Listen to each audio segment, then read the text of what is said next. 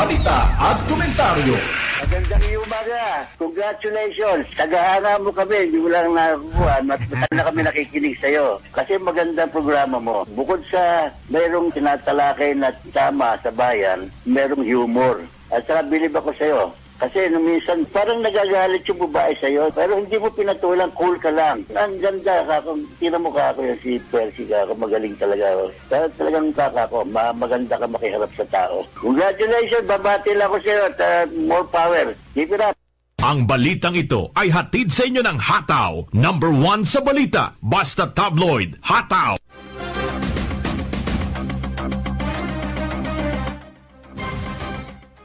Magandang umaga mga kaibigan. Ito po si Percy Lapid. Ito naman po si Rose Novenario. O si Peter Galastas. Welcome po sa Hataw sa balita at komentaryo ni Jerry Yap at ni Percy Lapid. Ito po si atong Gaya po ng dati mga kaibigan, muli po kaming mag-aanyaya sa loob ng isang oras na pagtatanghal ng ating palatuntunan. Natatampukan ng mga pagtalakay sa mahalagang issue na ating pong pag-uusapan. Siyempre po sa mga nais magbigay ng reaksyon, meron po tayong mga numero na maaari po ninyong tawagan at pagpadala ng inyong mga reaksyon. Ang ating pong landline sa ating impilan ay 412-0288. Samantala, ang text line po naman natin ay 0977-342-1644. Maaari din po tayong sabayang mapanood at mapakinggan sa live streaming, sa mga meron pong internet. Sa buong mundo po mapapanood at mapapakinggan tayo. I-type lamang po ang www.ustream.tv/channel/8trymedia. Meron din po tayong account sa Instagram. I-type lamang po ang 8Try Media Broadcasting Network. Sa Twitter account po ay at 8Try Media. Sa atin po naman Facebook account, 8Try Media Broadcasting. So mga kaibigan, dami nating pwedeng paraan para doon sa mga naghahanap ng ating programa. Ang dami pa rin di nakakaalam na mga nagme-message sa akin sa Facebook, nagte-text. Magdadagdag nga tayo kaya ng ng text line Sa isang linggo dadagdagan natin ng isa pang linya ng telepono kasi yung ginamit natin doon sa panggabi natin yung nakuha na siguro yun, natanggal na. Bakit? Yung number na yun kasi pag hindi mo ginagamit yun for a certain period, binablock na yun ng mga 3 months yata. Bueno mga kaibigan, marami tayong pag-uusapan Ito ang sinasabi na nating matagal na, yung tungkol sa Torre de Manila. Pag-uusapan natin yan. Kasi may sinasabi po si Justice Carpio. Associate Supreme Court Justice Carpio. Tungkol po dito sa sa Torre, sa issue ng Torotot de Manila. Tinorotot yan At doon sa mga lugar po na walang tubig, ewan ko naman, para sa akin, okay lang naman yan. Basta tutuparin lamang po ng Maynilad yung mga schedule nila. Kung kailan sila mawawala ng tubig at kung kailan babalik ang tubig. Kasi tatlong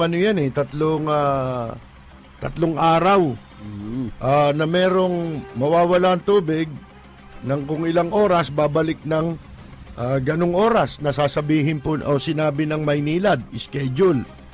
Ngayon, kung kayo nakasunod dun sa schedule, nakikinig kayo, hindi matigas ang ulo nyo, meron nga ginagawang relo ang radyo, di ba? Kaya kailangan yung mga schedule na yon sundin ninyo na ibinroadcast sa radyo o kaya nilathala naman sa periodiko. Sa mga nag-i-internet, madali lang Malalaman ninyo kung saan kayo apektadong lugar Okay lang yan, yung ginawa ng Maynilad, kung talagang meron namang proyekto ang DPWH. Kasi tatamaan yung pipeline nila, kaya kailangan nilang gawin yan para ilihis. Hindi maperwisyo yung pong yung serbisyo ng tubig. Ang problema po dito, hindi yan. Hindi yung schedule na yan. Ang problema natin ngayon dito, sa atin ipapataw yung ipinambili nila. Oo. Nung tubo Naku. na ginamit nila ngayon para mailihis po doon sa project ng DPWH. Yan po, ang magkano halaga niyan? Maliit lang. Naku po. 100 million mahigit. Naku. Na binabalak po yata ipataw sa balikat na naman ng mga consumer na nagbabayad sa Maynilad. Yan ang masakit po niyan, mga kaibigan. Hindi po yung schedule Hindi ba? Dapat singilin nila yun sa DPWH dahil compensation dahil pinerwisyo sila di ba? Tsaka sila ang negosyo nila yan Ano pakialam ng taong bayan diyan sa mga improvement nyo para sa Meralco? Di ba? Ganyan din ang Meralco Oo. Lahat ng kilos nila ipapasagot sa taong bayan. Sabi pa nga nung spokesman ng Maynilad, natawa ko Yan kaunting pasensya na lang po kasi pagkata natapos naman po yan, lahat naman tayo tayo makikinabang. Lahat daw makikinabang. Nakikinabang. Ay, hindi totoo yun. Ang makikinabang dyan kayo. Oo, lahat papiperwisyo. Yung publiko, yun ang pinerwisyo na ninyo, di ba? Problema pa nga niyan pagbubukas ng tubig pati yung maruming tubig di ba? Nawala. Bumalik yung tubig. Pagbalik ng tubig, marumi. Hindi mo magagamit mo ba yun? Kahit panghugas yata ng wet packs, di mo pwedeng gamitin yun. Pero under yung metro mo. Yung ba, yung kasama sa singil yung, pati hangin Naku po. Habang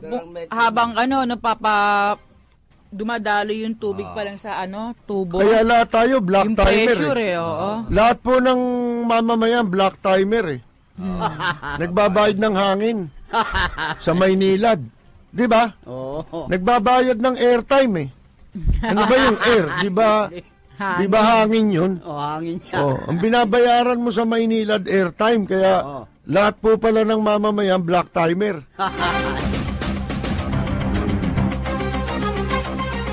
Ito naman pong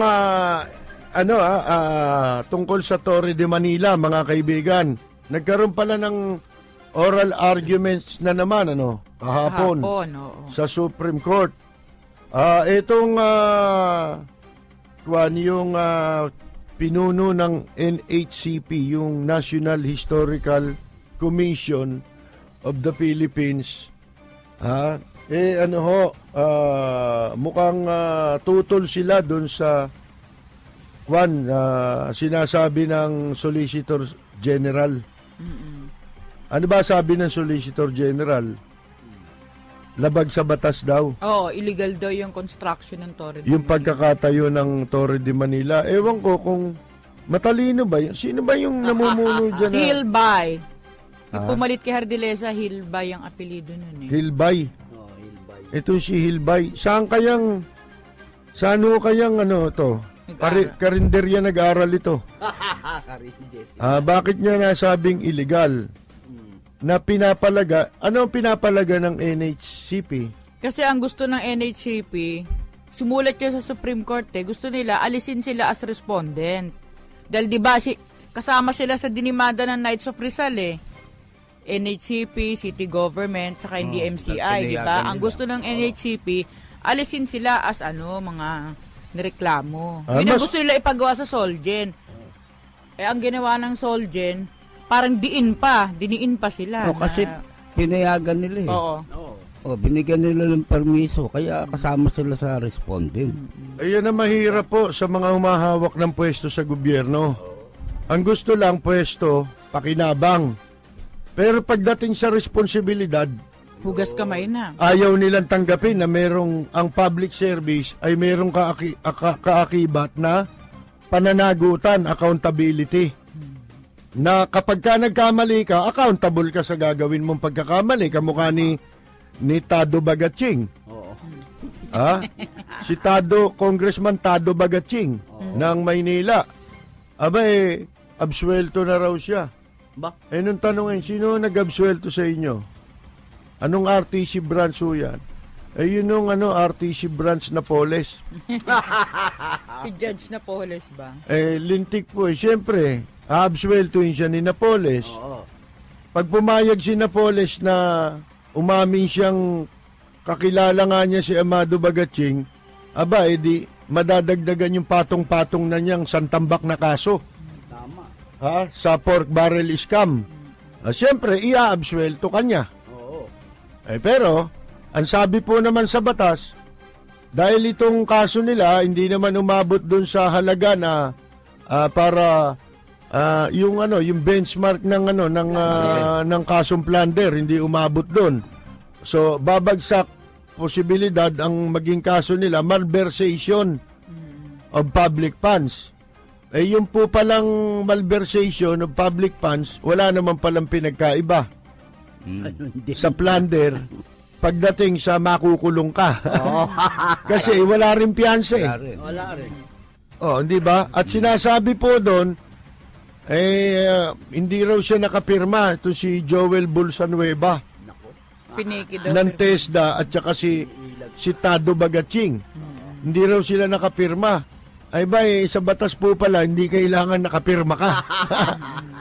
Pagka yan nangyari sa opisina mo, ang isang anomalya sa opisina mo na ikaw ang namumuno, ikaw ang dapat na yung magmalasakit dun sa pondo ng gobyerno dahil pondo ng taong bayan yan, may nangyaring katarantaduhan, nagnakaw, hindi mo pwedeng sabihin wala akong pirma Pirma. Kasama ka. Kasama ka na. Kakasuhan ka, ikaw ang pinaka-principal suspect, nakakasuhan ng kasong malversation. True negligence. Ayan, dahil sa kapabayaan mo. Yun ang basihan. Nagpabaya ka, accountability ho yan Hindi ba? Yun yung sinasabing command responsibility mo yan Tama.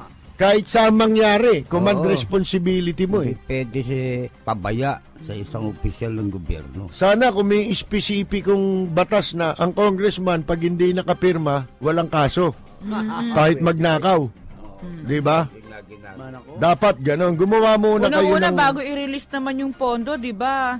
Pinipirmahan ng congressman. Sila nagbibigay ng basbas. Pondo niya Bakit biglang pag na? Oras na Wala natanggap niya, ibig sabihin, alam niya na, may pondo siya. Wala yung pondo, hindi pwede. Hindi pwede. Dapat alam mo kung saan napunta. Ayun, mga kaibigan. Kaya yung kay Bulsanueva at saka kay Tado Bagatsing, tsaka yung mga kasama sila lang yata nagsabi si Rufus Rodriguez din.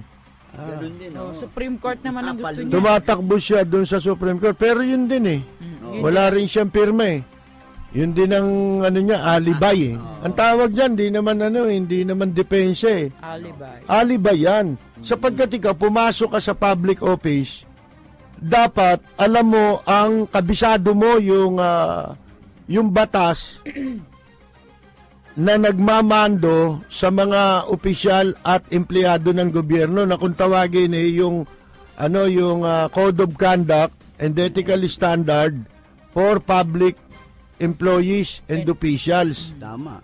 Hindi nyo kabisado yata yun. Kung kabisado naman ninyo, binabaliwala ninyo. Tahasan pagbaliwala. Para saan pa? Para binalangkas yung batas na yun. Ano ba yung Code of Conduct and Ethical Standard? Yun po, ang pamantayan ng isang nasa pamahalaan. Kaya ikaw empleyado, kaya ikaw opisyal. Dapat susundin mo yun, yung pamantayan na yun. Hindi pwedeng kamukha ni Erap na marami kang asawa.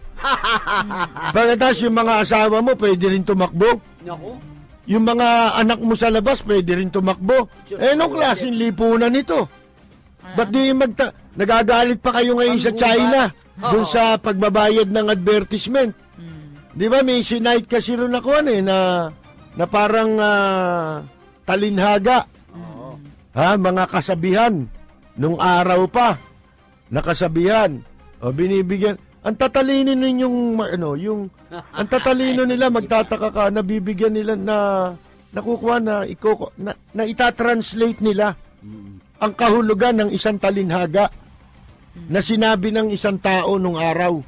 Halimbawa, yung mga, ang tawag mo ron, yung mga saying, mga quotations. Hindi ba? Ang tatalino nilang bumalang, yun, ha? Matalino. Urirati nyo, nakukuha nilang eksaktong kahulugan. Pero ito, batas na, linaw naman. Wala ka naman bibigyan ng kahulugan.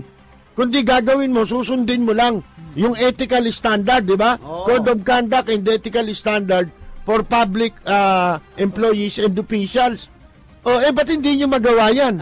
Ba't ang dami ninyong palusot ngayon na si Amado Tado Bagatsing at saka si Joel Villanueva, ang sinasabi ngayon, kwan daw, wala raw silang pirma.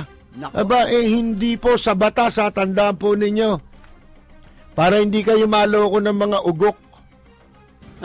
Ng mga tarantadong magnanakaw sa gobyerno na ang gagamitin palusot. Wala ko anyang pirma eh.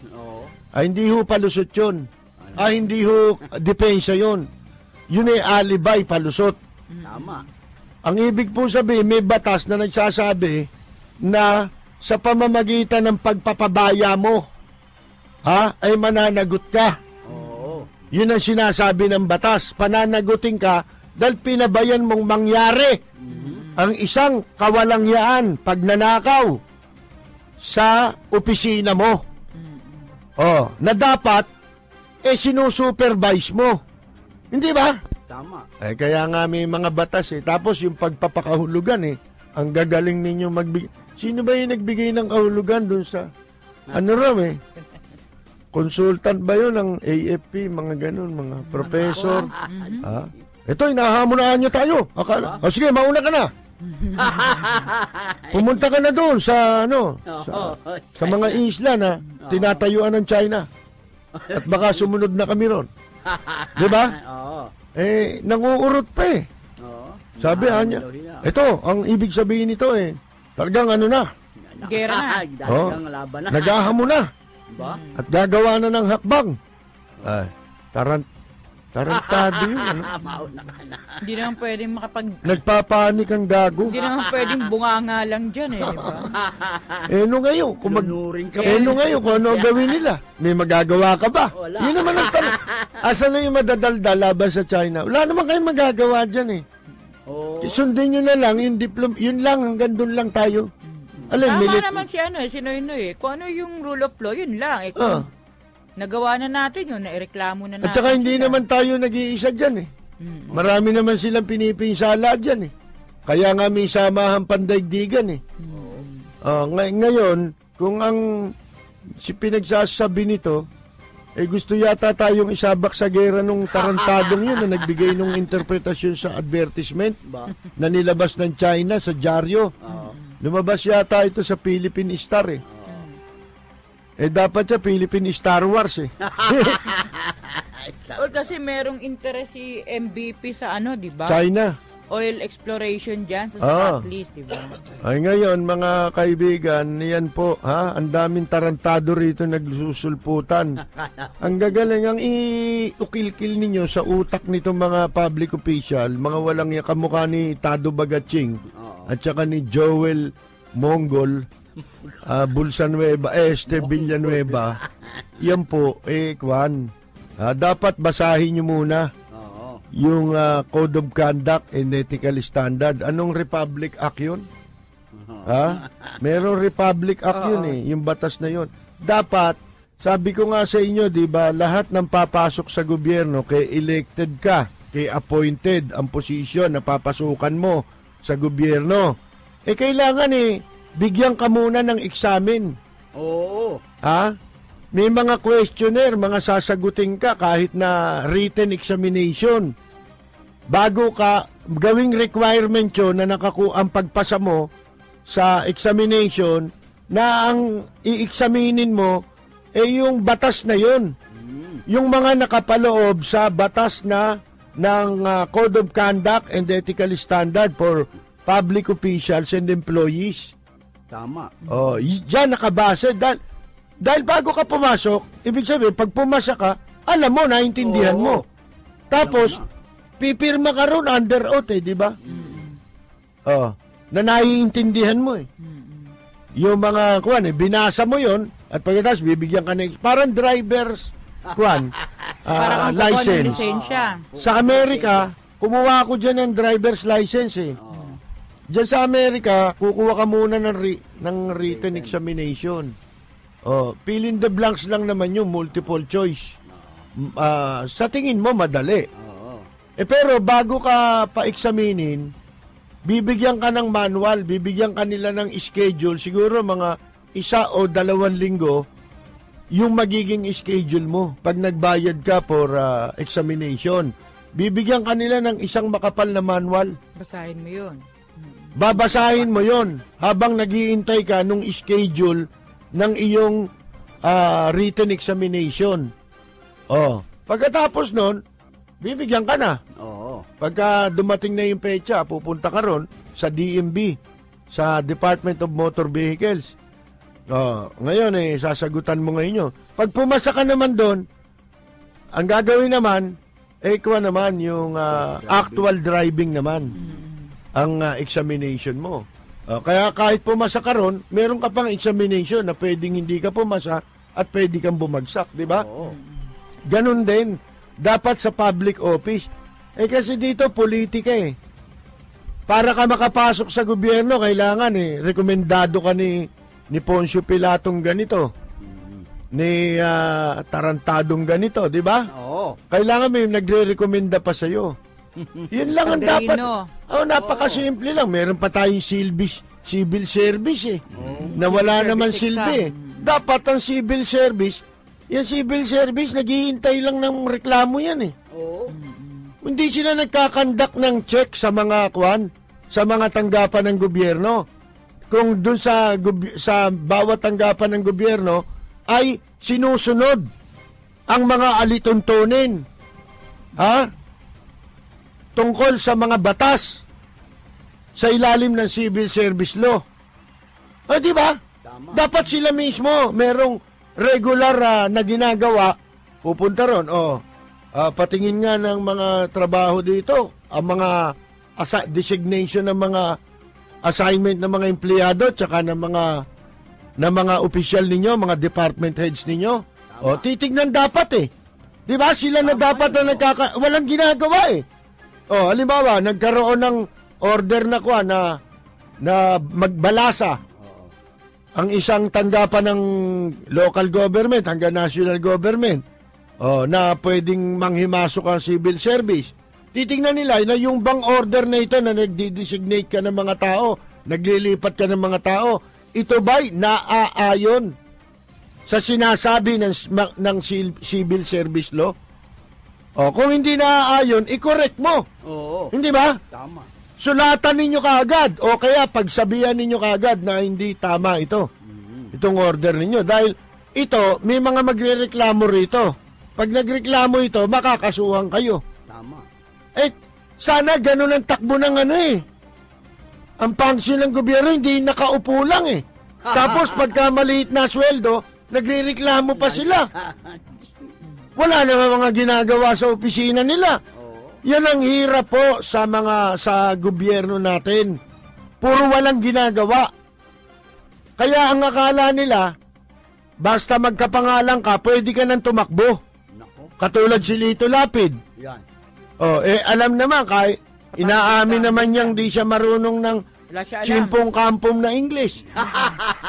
Kaya nakalusot yun Nang niha-niho. Ano binili mo sa pork barrel? Deodorant. Saan mo ginamit? Sa basura. Sa kilikili. Sa basura. Bakit wala na mabaho pa? Siyempre, deodorant lang yun Wala yun Naamoy na lahat. Nasinghot na yung amoy. Hindi ba tama? Yan mga mga inutil na agency ng gobyerno natin. Civil service.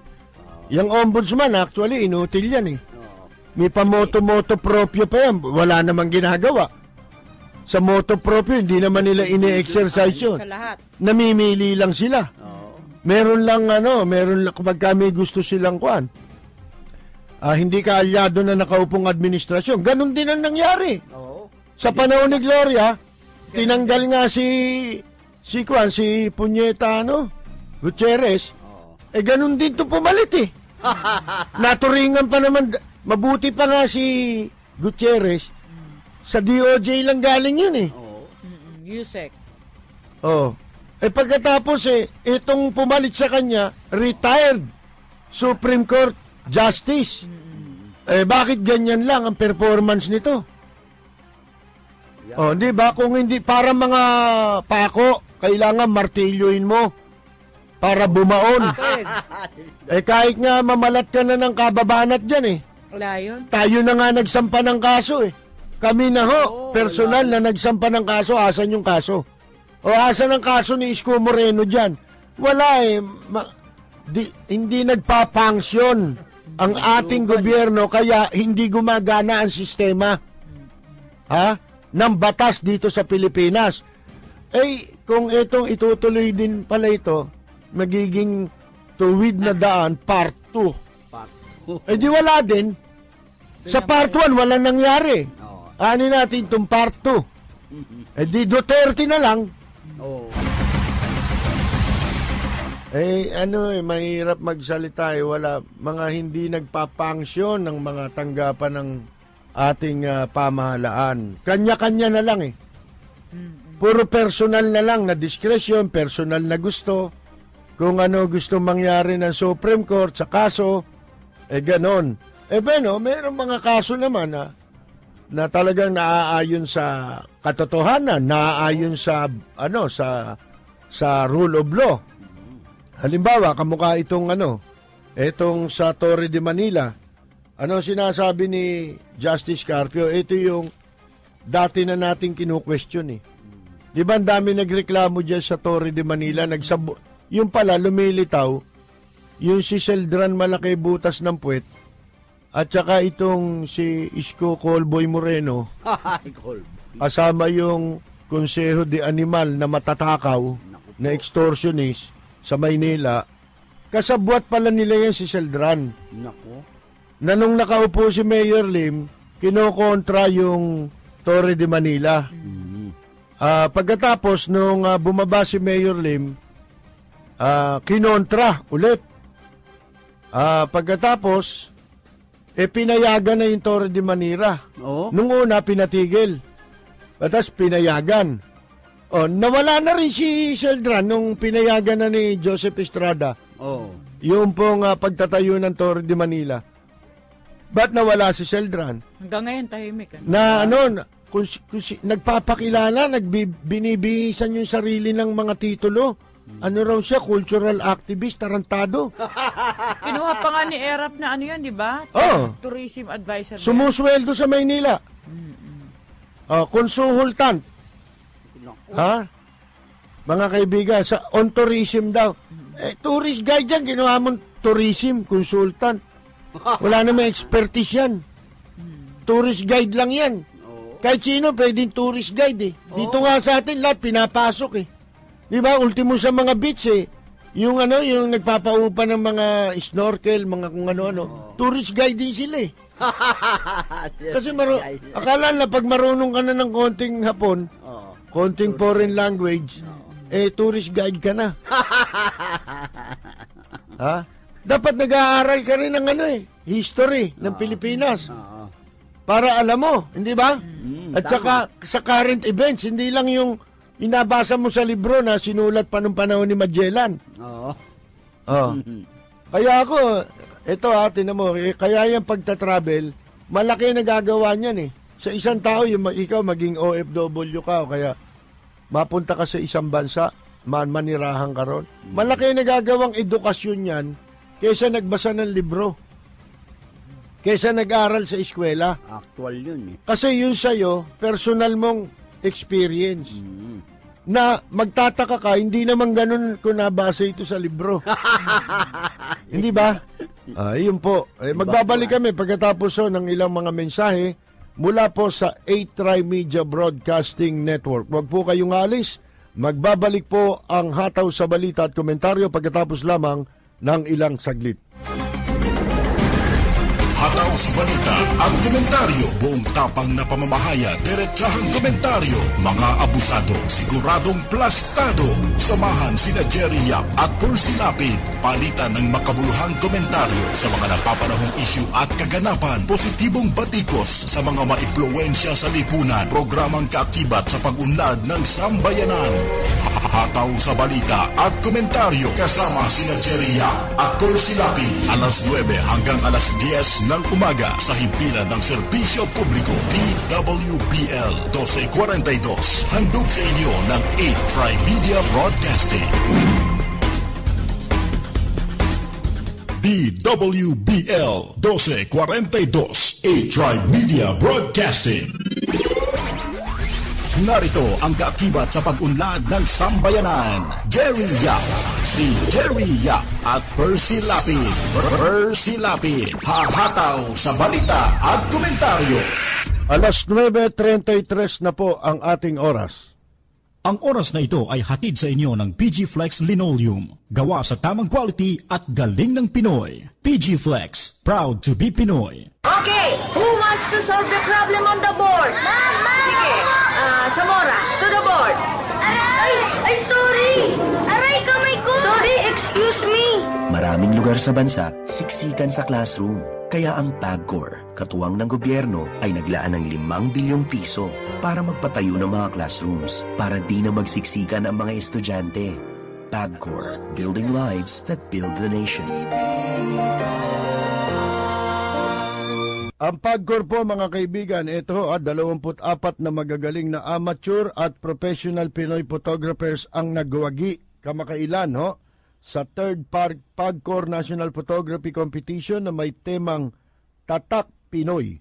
Ang kanilang mga larawan ay napili mula sa mahigit 7,000 photo entries na naisumitis ng libu-libong photography enthusiast mula sa iba't ibang lugar ng Pilipinas. Ayon kay Maricar Bautista, Assistant Vice President for Corporate Communications ng PAGCOR, ang mga nanalo sa kompetisyon ay nagmula sa magkakaibang kalagayan sa buhay. Kasama na dito ang isang may bahay, call center agent, OFW na nakabase sa Qatar, mga college students, kawani ng gobyerno at isang batikang litratista. Ang bawat isa sa 12 grand winners ng conventional category ay nag-uwi ng premyong 75,000 pesos at trophy, samantala ay tumanggap naman ng tig 30,000 o 30,000 pesos at trophy ang 12 grand winner sa mobile category. Sinabi ni Bautista na marami sa mga entries na natanggap ng PAGCOR ay nagmula pa sa malayong probinsya gaya ng Batanes, Zamboanga, South Cotabato, Cagayan de Oro, Davao, Misamis Oriental at Camiguin. Kanyang idinagdag na ang libu-libong photography enthusiast na sumali sa kompetisyon ay isang patunay na ang 3rd photography competition ng PAGCOR ay isang malaking tagumpay. Magpapatuloy po tayo mga kaibigan, yung pong kapatid pala ni Gloria Macapagal Arroyo sa ama. Kapatid do sa ama yun. Si Arturo Macapagal, pumanaw na, no? Mabait yun Wala yung taong yun, hindi mo na narinig na naiskandalo. Kasi may sarili siyang kakayahan hindi ba? Hindi niya kailangang gamiting padrino ang kanyang pagiging kapatid sa ama ni Gloria Macapagal Arroyo para sila masangkot sa katarantaduhan. In fairness, ganun din yung kapatid niyang sa tunay na kapatid niya si Cielo Salgado, Macapagal Salgado. Hindi rin na nasangkot sa tumigil na nga, hindi ba? Oo. Sa politika sa Pampanga. Ang nagswapang na ngayon doon si Lito Lapid. At saka si Lilia Weteng Pineda. Si Governor Weteng Pineda. Ngayon, wala akong katotohanan na yung punlamay ni Art Macapagal may kinalaman nun sa politika. At kasi nandun si Binay, tsaka yung mga politikong pulpul. Bagay, wala naman masama makiramay. Oo, makiramay. Kaya lang, di ba tayo minsan meron tayong chinechempong oras yung para hindi maging masama sa panlasa. Na magmukhang yung isang okasyon gagamitin mo sa ibang purpose. Di ba? Para pag-usapan. Yung parang bad taste kung tawagin, hindi ba? Okay, walang problema makiramay. Hindi ba? Itaon mo naman doon sa hindi ka gagawing kapansin-pansin.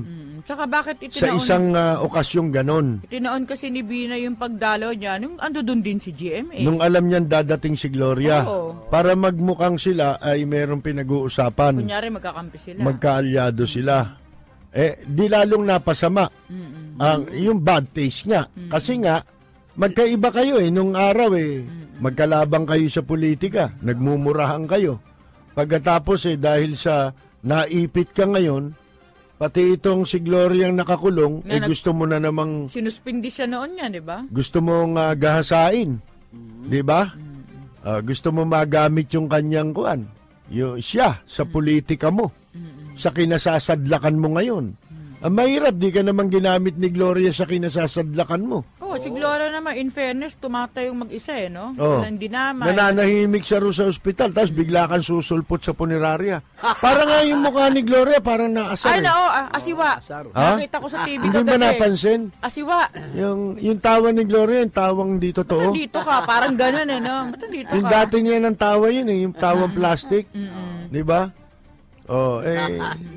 Yun kitang-kita ko ang sama ng itsura, hindi ba? Ang sama ng dating. Si Bina yung masama ang dating tuloy na lumalabas dyan. Kung tawagin sa English yun, bad taste. Masama sa panlasa.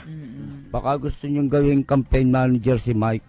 Hindi, si Pelayo yata gusto niyang si Mike Arroyo na, para maganda. Isa pa si Raulo ng Pelayong, yun ang maepal Nananawagan pa kay Pinoy na pumunta raw doon. Magiging masamangan tignan hindi ba? Tsaka yung pakikiramay, hindi mo ipinapanawagan yung kusang loob yun ng tao. Hindi mo pwedeng ipatupad sa isang tao yun para gawin niya. Di ba? Yun kusa. At saka yung tao rin na siyempre nag-iisip din. Gusto ko mang makiramay. Ano naman ang magiging itsura ko kung ako makikiramay? Masama, sinabi mo na inunahan mo Di lalong di pupunta yun. Kasi kaya punta dahil sinabi mo. Eto si Pelayo ginagamit niya yung si Gloria. Para siya makilala sa politika. Ang totoo niya, kontraktor yung kumag na yan Kaya niyang gustong-gusto kilala siya ng mga politiko tsaka na pumasok siya sa politika dahil yung impluensya ang kanyang ginagamit para siya makakuha ng mga kontrata at pakinabang sa gobyerno. Tama. Hindi dahil siya matinong kontraktor. Gago nga yan Anak ka ng pu. Anak ka ng pu.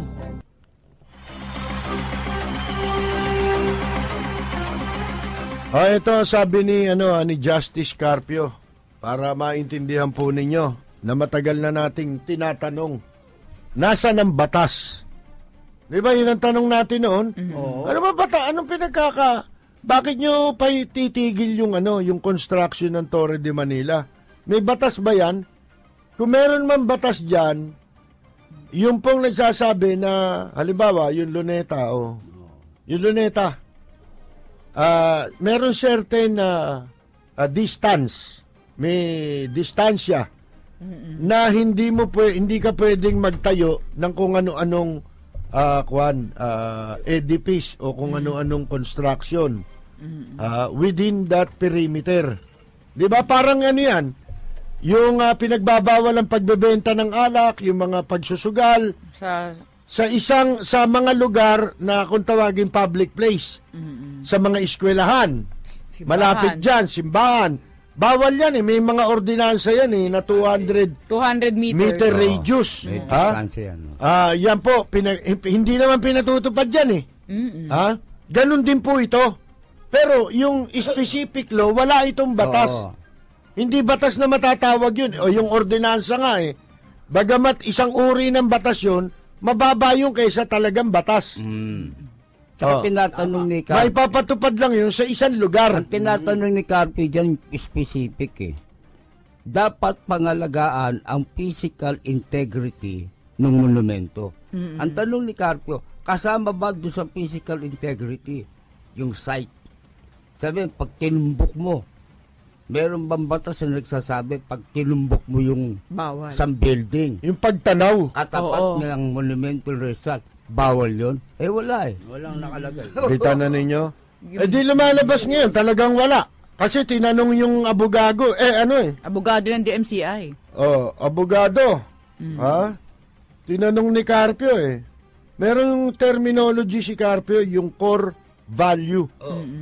Ha? Ano ibig sabihin nun? End foundation of a democratic society. Ibig sabihin, parang doktrina yan na kinakailangan sa isang demokrasyang bansa, meron tinatawag na core value. Yung pagpapahalaga mo dun sa espesipikong batas.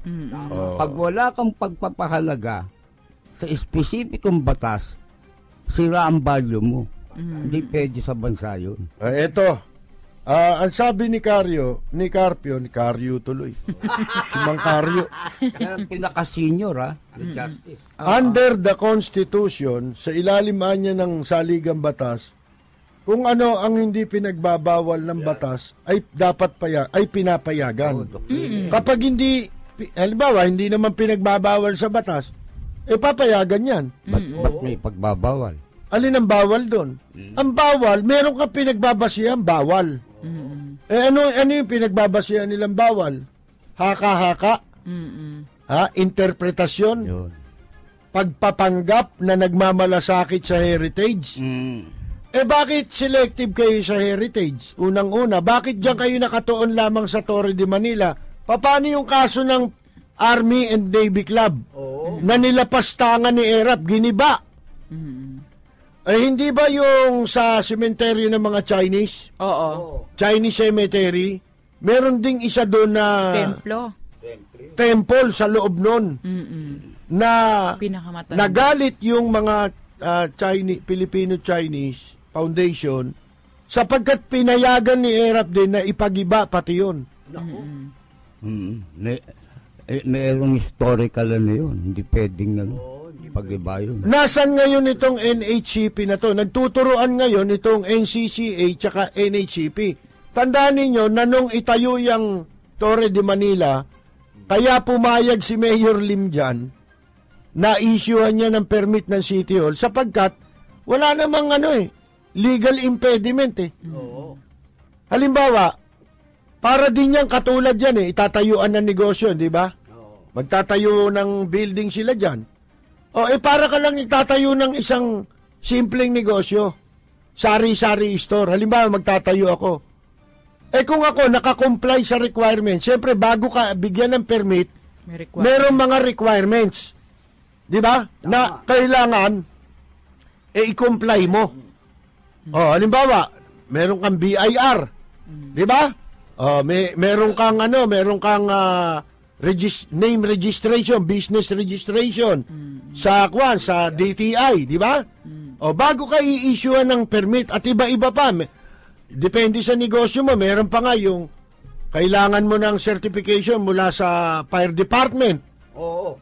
Meron pa sa sanidad. Hindi ba? Bago ka bigyan ng mayor's permit. Nabigyan ho yan. Bakit? Sa panahon ni Mayor Lim. Sapagkat nakakomply Ano katunayan? Yung isa sa ikinomplay nila na requirement, yung NHCP nagbigay Clearance. Nagbigay sila ng clearance na nagsasabi na hindi na sakop, wala na sa sakop ng Luneta yung itinatayong building. Malayo na ito. Katulad sa sinasabi nating mga ordinansa tungkol sa distansya, di ba? Na katulad sa simbahan, bawal lang yung 200 meters, malayo sa simbahan dapat. Ang mga inuman, mga gano'n, sugalan, dapat gano'n yan. Dito hindi naman nasusunod yun ba't walang kumu-question doon? Ba't di nyo questionin yun? Hindi ba? Bakit ito lang ang kinu-question ninyo? Bakit? Magkano ba talaga kinikikil ninyo? Extortionist kayong lahat eh. Hindi ba? Lahat gusto mag-extort eh. Ito naman, Knights of Rizal, ewan ko kung ano, halimbawa na, katulad nung sinasabi ng NHCP nung una, labas na yan sa jurisdiction nila. Wala na sa kanilang, wala na sa kwan eh, labas na dun sa perimeter ng Luneta. Ang katunayan, private property yun eh. Yung lupa eh, di ba? Paano yan kung ako magtatayo ako ng negosyo? Ibig mo sabihin, wala akong karapatan magnegosyo sa lupa ko dahil matatanaw ninyo kung nakatayo kayo doon sa monumento ni Rizal? Yung negosyo ko, matatanaw ninyo? Anong klaseng katarungan yun? May batas bang nagbabawal? Lalo na, wala namang batas na nagbabawal na magtayo ako ng negosyo kahit matanaw ninyo. Bakit ba yun ang tinatanaw ninyo? Masyado yata malaki perang natatanaw ninyo doon. Bakit di nyo i-focus yung tingin nyo doon sa monumento?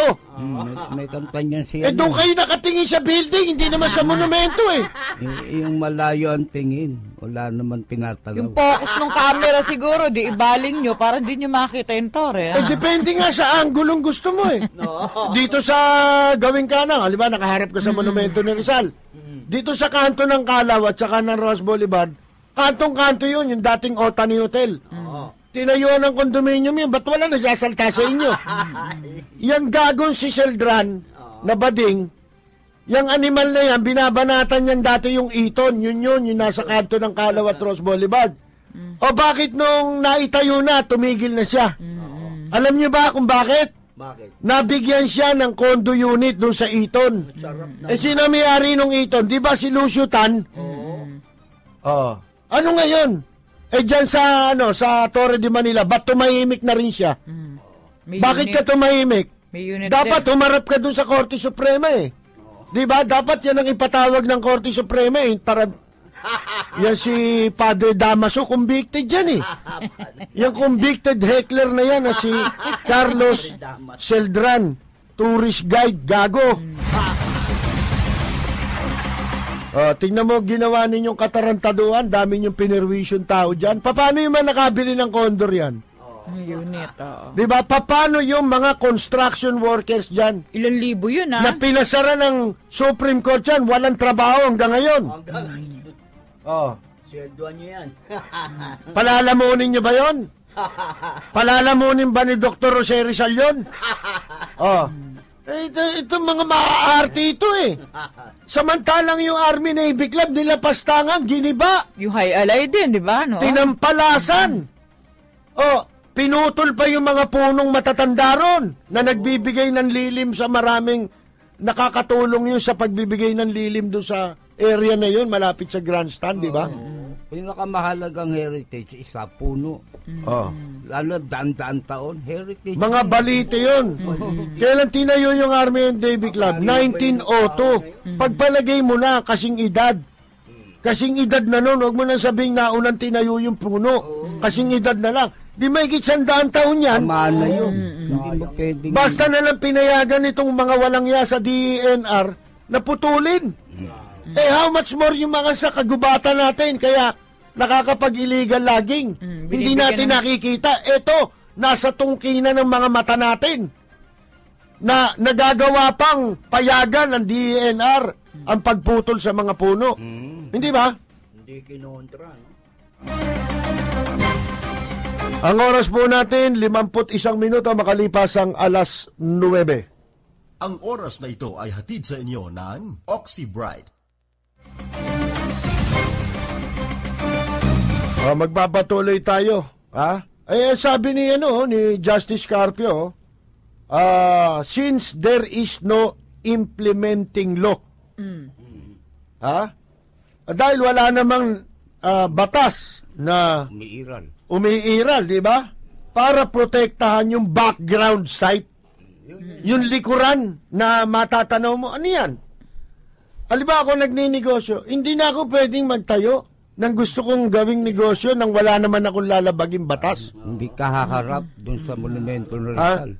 At dahil lang sa sinasabi mo na ayaw mong matanaw sa likod ni Rizal, yung building na tinayo ko, hindi ko na pwedeng gawin yung gusto kong gawing negosyo sa sarili kong pribado kong lupa.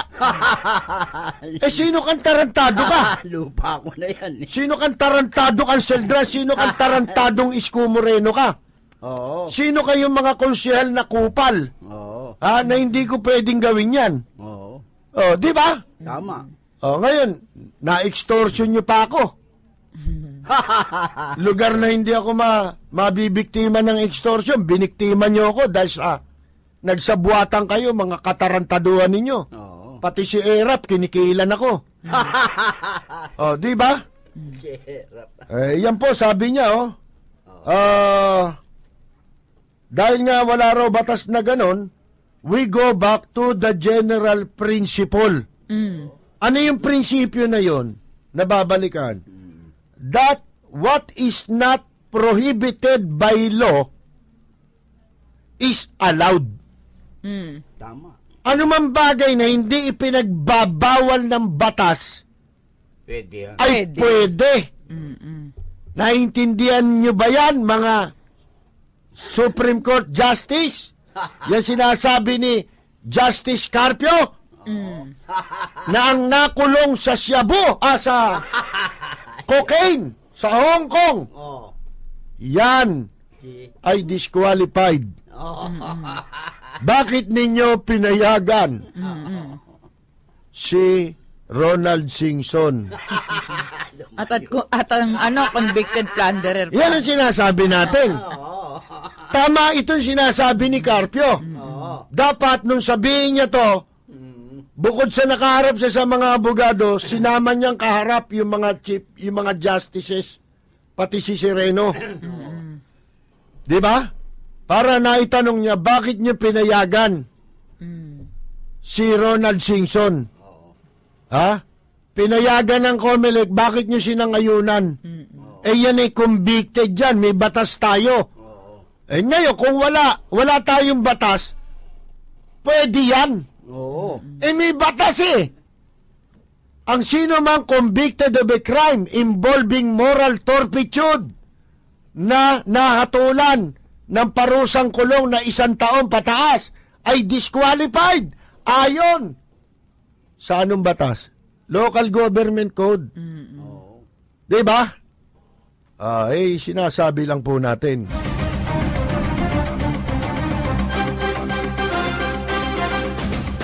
Susunod na programa po mamaya, ang kalusugan ay kayamanan, na makakasama niyo po ang batikang manggagamot, si Dr. Charlie Mendez, na ika nga po'y idolo natin sa pananamit.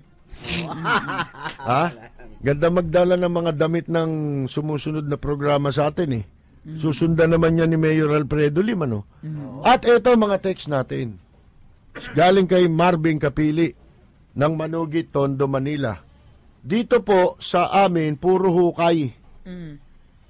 Puro hukay. Maynila. At pagbubuta sa mga kalye, yan DPWH na yan.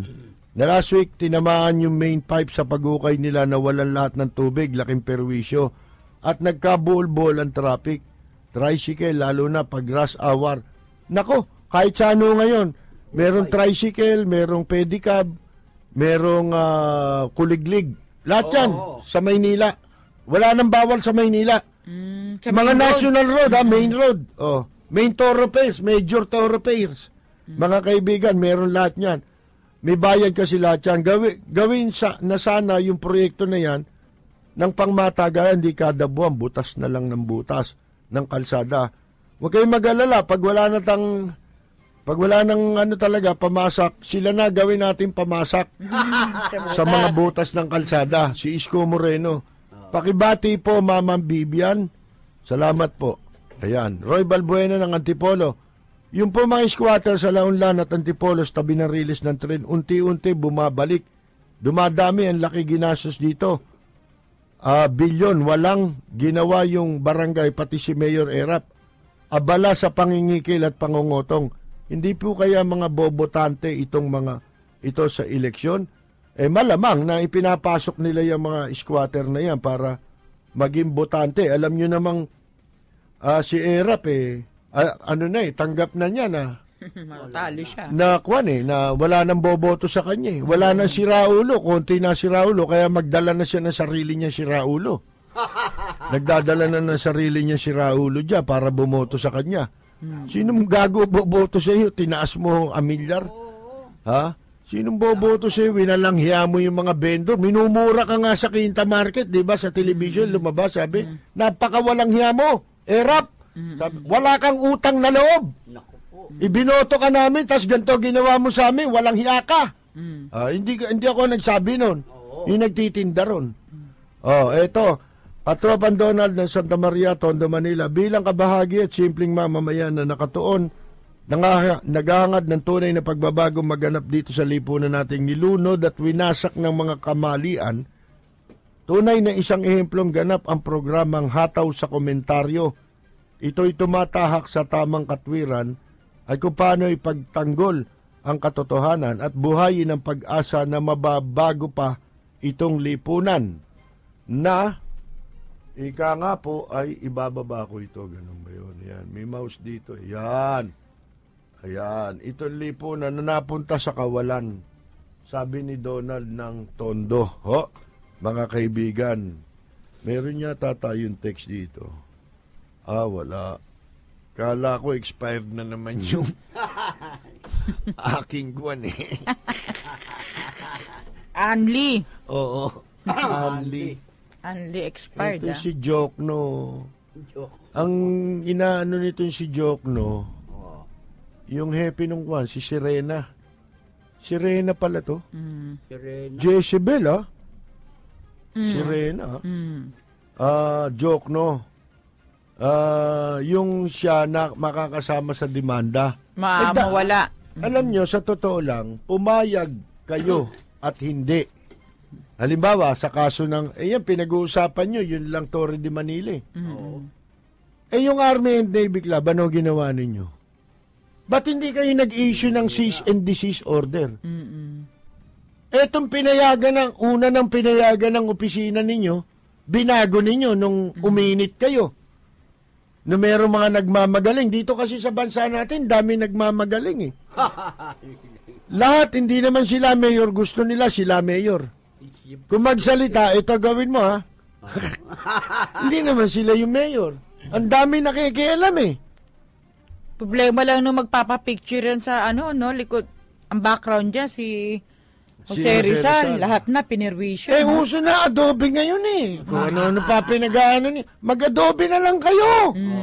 Di-upload nyo yung photo ninyo pagka digital. Edit. Pagkatapos, tanggalin nyo yung building. Di ganun din yun. Okay, bumili kayo. Sa iba nga meron yung yung tarpaulin lang, pasad, yung litrato halimbawa ng Eiffel Tower. Pumunta ka doon sa sa background na yun. Magpakuha ka ng litrato. Kunyari, nagpunta ka na doon. Kunyari, nandun ka na. Ano problema nun? Gusto mo yun Meron ba pumipigil sa inyo? Tapos sisisihin mo yung ibang gustong magnegosyo. Hindi pwede yun. Lote niya yun Labag sa karapatan niya yun. May karapatan yun Karapatan, pantao. Diba? Sinasabi lang po natin, Wala na tayong oras Okay, maraming pong salamat. Hanggang bukas pong muli. Ito po si Rose Navenario. Si Peter. Maraming salamat po sa lahat po na sumubaybay dito sa Hataw sa Balita at Komentaryo ni Ka Jerry Yap at ni Percy Lapid. Ito po si Atong mabuhay po kayo. Sa pangalan po ni Ka Jerry Yap, kami po'y pansamantalang muling magpapaalam. Babalik po kami bukas sa ganito ring oras at himpilan. Maraming salamat at magandang yumaman!